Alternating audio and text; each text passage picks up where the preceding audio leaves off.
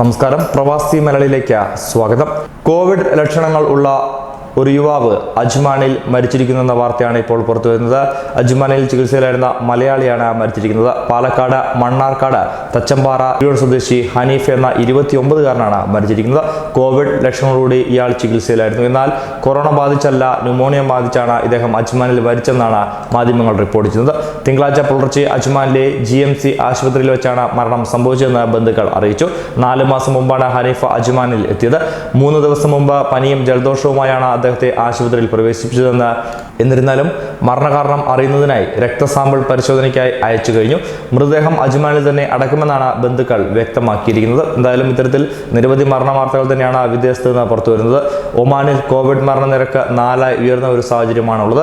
ഞായറാഴ്ച വൈകിട്ട് ഒരു മലയാളി കൂടി ഇവിടെ മരിച്ചിരിക്കുന്നു. 37 വയസ്സുകാരനാണ് മരിച്ചതെന്നും ആരോഗ്യ മന്ത്രാലയം വ്യക്തമാക്കി. കോവിഡ് ബാധിതനായി ചികിത്സയിലായിരുന്നു. മരണപ്പെട്ട വിദേശിയുടെ കുടുംബത്തിന്റെ ദുഃഖത്തിൽ പങ്കുചേരുന്നുവെന്നും മന്ത്രാലയം വ്യക്തമാക്കിയിട്ടുമുണ്ട്. മരിച്ചയാളുടെ കൂടുതൽ വിവരങ്ങൾ അധികൃതർ പുറത്തുവിട്ടിട്ടില്ല എന്നുള്ളതാണ് ഞെട്ടിക്കുന്ന മറ്റൊരു വസ്തുത. നേരത്തെ ഒരു ബംഗ്ലാദേശ് പൗരനും 2 സ്വദേശി പൗരന്മാരും കോവിഡ് ബാധിച്ച് മരിച്ചിരുന്നു. 599 പേർക്കാണ് ഇതുവരെ കോവിഡ് സ്ഥിരീകരിച്ചിരിക്കുന്നത്. റിയാദിൽ നിന്ന് മക്കയിൽ പനി ബാധിച്ച് ചികിത്സയിലായിരുന്ന മലയാളി മരിച്ചെന്നൊരു വാർത്തയും പുറത്തു വരുന്നു. വയനാട് പടിഞ്ഞാറത്തറ സ്വദേശി അഹമ്മദ് കുട്ടി എന്ന 59 വയസ്സുകാരനാണ് ഇവിടെ മരിച്ചത്. മക്കയിൽ വിവിധ മേഖലകളിൽ ബിസിനസ് നടത്തി വന്നിരുന്ന അദ്ദേഹം ദീർഘനാളുകളായി കുടുംബസമേതം മക്കയിൽ തന്നെയായിരുന്നു താമസം. പനിയെ തുടർന്ന് കിങ് അബ്ദുൽ അസീസ് ആശുപത്രിയിൽ ചികിത്സയിലായിരിക്കവെയായിരുന്നു മരണം.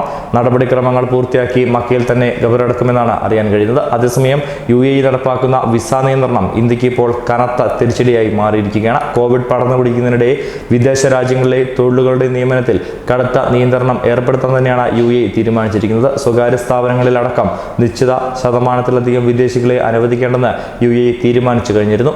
എന്തായാലും കൊറോണ കൊണ്ട് പ്രവാസികൾക്ക് ഏറെ തിരിച്ചടിയായിരിക്കുന്ന അവസ്ഥയാണുള്ളത്. പലർക്കും ജോലിയില്ലാതെ റൂമുകളിൽ ഇരിക്കേണ്ട ഒരു സ്ഥിതി തന്നെയാണുള്ളത്. അതുകൊണ്ട് തന്നെ കടുത്ത ആശങ്കയിലായിരിക്കുകയാണ് പ്രവാസികളും അതേസമയം നാട്ടിലുള്ള ആളുകളും.